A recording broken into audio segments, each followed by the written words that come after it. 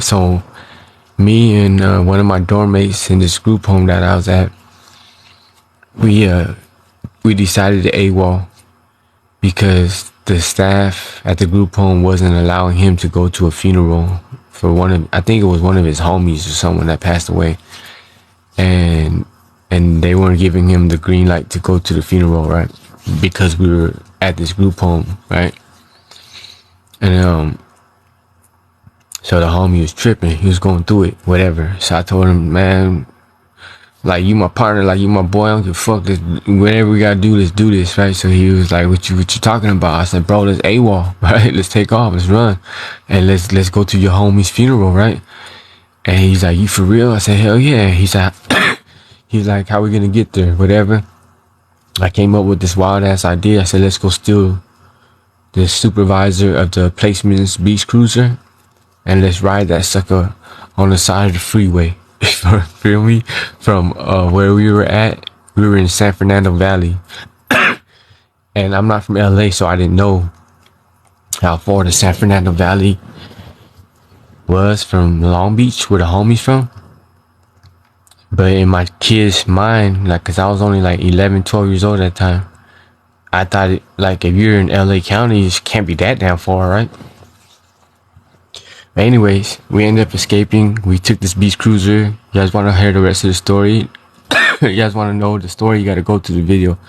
So in where I left off in the video was me and Mike, the homie little criminal from EFCC, right? We had exited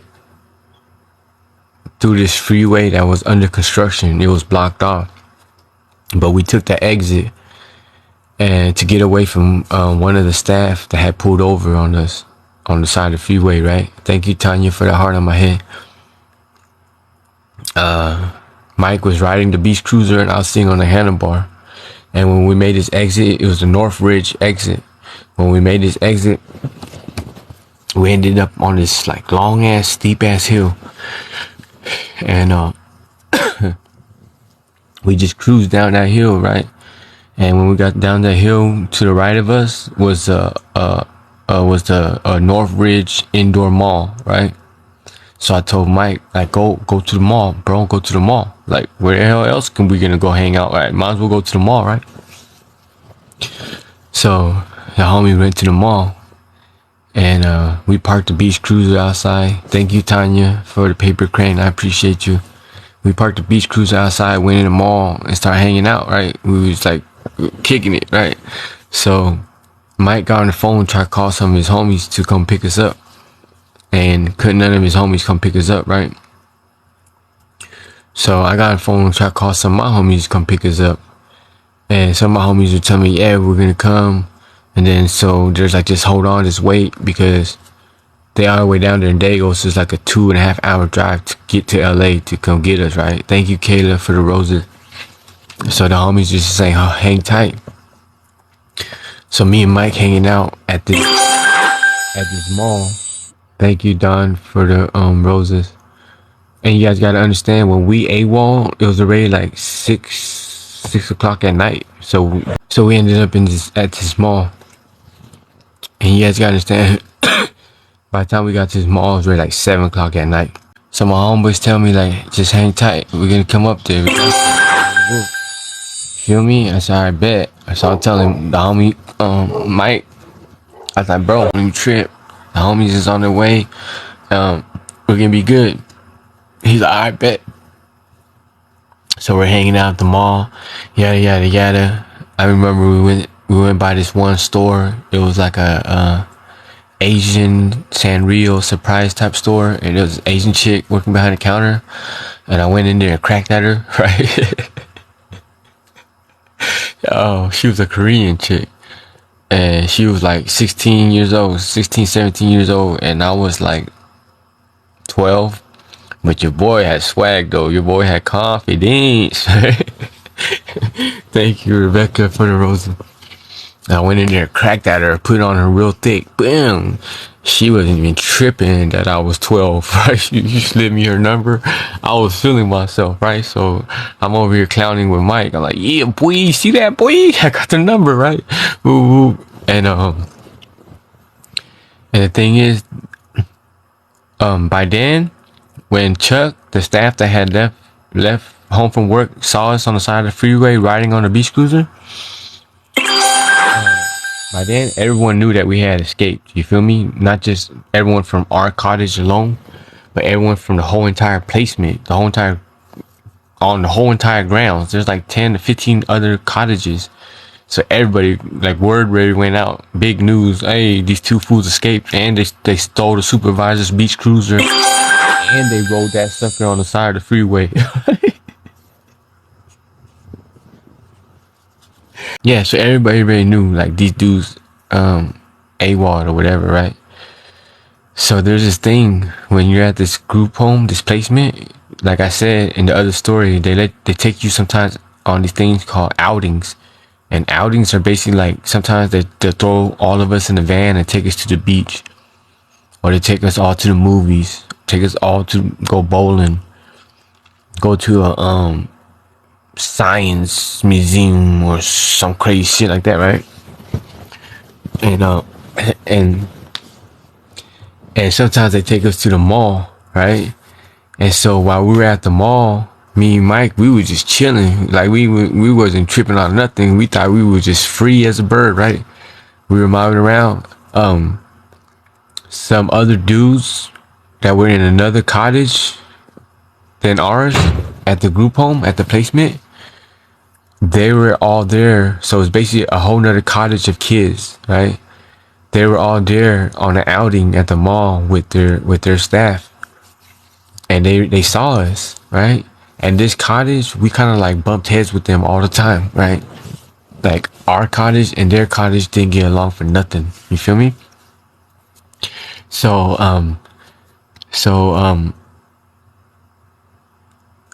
when they saw me and the homie Mike at the mall, and they knew that we had AWOL from the group home, all the kids from that cottage automatically looked at the staff like, hey, there they go, right? And the staff was like, get them, grab them, right? So all these kids, there's like 8 of them, they all started chasing us, right? So me and Mike just broke wide. We started running, and we split up.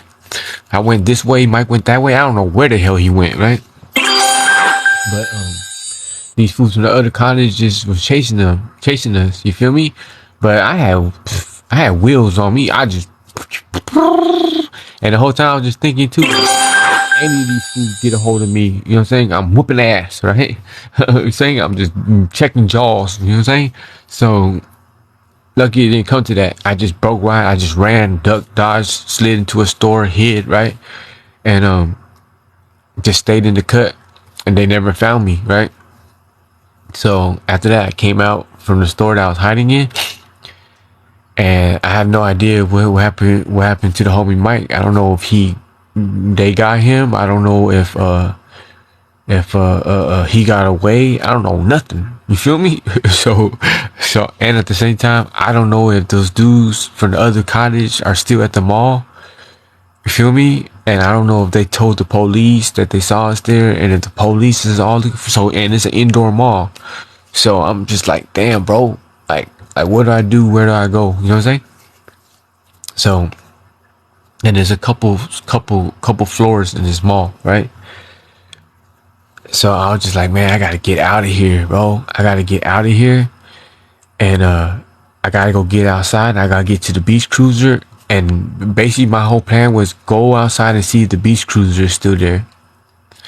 And if the beach cruiser is still there, then go and wait somewhere in the cut and watch it, and wait to see if Mike ever comes out of the mall, because it's an indoor mall. It's gonna close in about an hour. It closes at 9. You feel me? So if Mike comes out at 9, he's gonna go to the beach cruiser, and then you're gonna hop out, and y'all gonna be like, what up? And you know what I'm saying? Keep it pushing. But at 9 comes around and everybody leaves the mall and you don't see no Mike, that means you're on your own, buddy. You know what I'm saying? You're gonna have to grab that beach cruiser and toodaloo, go do what you gotta do, right? So y'all don't understand. At this time, I'm like 12 years old, right? So I went and I hid behind a tire store, and I was just watching the beach cruiser. And it's late. It's like 8, 7, 8 o'clock at night, and me and Mike had split up. And I'm sitting there like hoping and praying and hoping to God that the homie comes out. You know what I'm saying? Because the beach cruiser was right there, which I was happy that when I went out and saw it, I was happy because I thought either one, the dudes from the other cottage from my group home was going to grab it and take it back for the supervisor, or two, when me and Mike split up, I was worried that he would have came out and grabbed the beach cruiser and took off without me. So because it was still there was still some hope, right? So I just sat there. It felt like forever. I was just sitting there watching the beach cruiser, watching people leave the mall, waiting. Like, I know sooner or later this freaking mall has to close, right? And then finally, I see Mike come out, right? Mike came out, and I was happy to motherfucker, right? I was like, hey, over here. I started waiting more. Oh, here, boom, right? So he got the beach cruiser and smashed over to me. And we started chopping up. I was like, what happened? What'd you do? Where'd you go? Where'd you run? You know what I'm saying? Woo. And he said he was in the mall. He had got away from them fools too. And the whole time he was in the mall, like walking around looking for me while I was out there looking at the bike. You know what I'm saying? But it was cool though, because if I would have walked around the mall looking for him too, we probably would have missed each other and never found each other. So good thing I just went and looked at the bike. You feel what I'm saying? So anyways, so I got back on the phone. I called my homeboys. I was like, man, what's up, man? Where y'all at, man? What's going on? Are y'all damn near here, or what's good? Like, what's going on? And my homeboys that are supposed to come pick me up, they're like, oh nah, he was like, nah, I can't do it because the tires on my car are balding, right? I never heard of this shit in my life, but he's like, the tires on my car are balding. And I was like, what the hell are you talking about? And he says, it's not good for me to drive that far with the tires right now. I was like, man, what the fuck? So he was like, but I made up some other homies and we'll get back at you to see if some other homies can come swoop you up. I was like, man, whatever, right? So I told the homie Mike, now it's just two of us, 9 something at night, standing on the back of a tire store with a beach cruiser, and we just like, I'm like, bro, bad news, bro. The homies talking about they can't come and they'll see what's up, whoop. And I was like, bro, how far is it from here to Long Beach? Like, how much of a bike ride do we gotta go? And he was like, I don't know. Right? He's a kid just like I'm a kid. So I'm just like, so, what are we gonna do, right? And he's like, I don't know. I said, do you want to just go hop on a bike and ride on the side of the freeway and just keep on riding till we get to Long Beach, even though we don't know how far it is? And he's like, not really. Like, I ain't really trying to do that right now, right? So basically we just posted up for a while. I made a couple more phone calls, and my homegirls were all bullshitting, right? So I basically told the homie, I said, look, bro, I don't think it's happening tonight. So we basically had to find us a spot. We had to go find us a spot to sleep somewhere in this motherfucking place, right? And then tomorrow we're gonna hop on the phone and try again. You feel what I'm saying? Try to find us a ride tomorrow. But tonight we sleeping out in the streets. You feel me? And he was like, all right. So we hop in the beach cruiser and start cruising around. And we just looking around for like a dope spot that we go sleep at. You feel me? In the cut, right?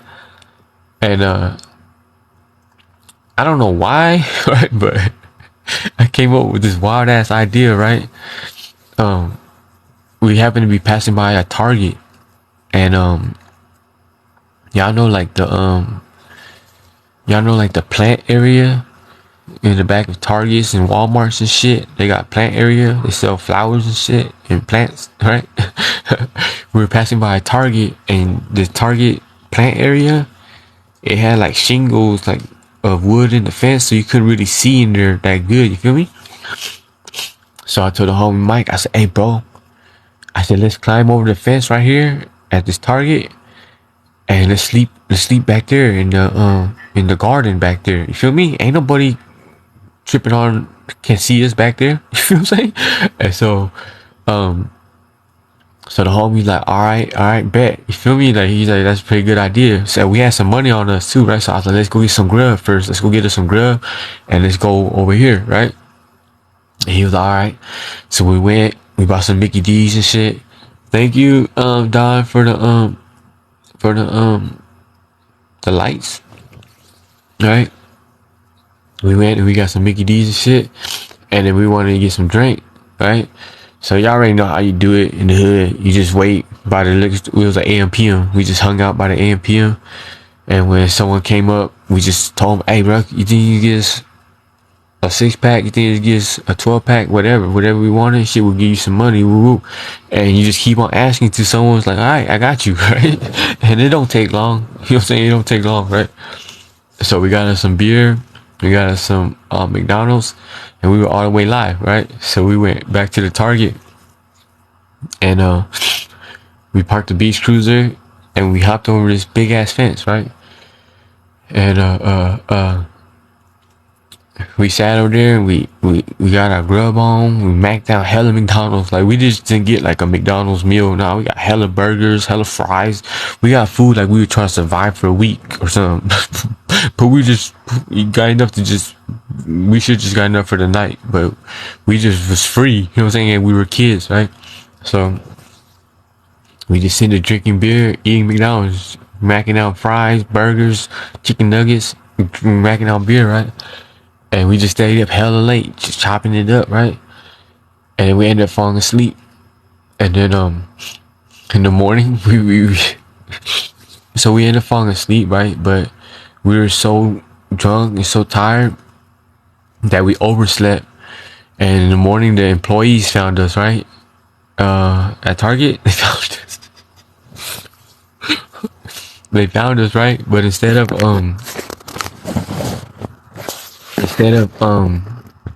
waking us up and giving us a pass and be like, "Man, what y'all doing back here? Get the hell out of here," they called the police on us.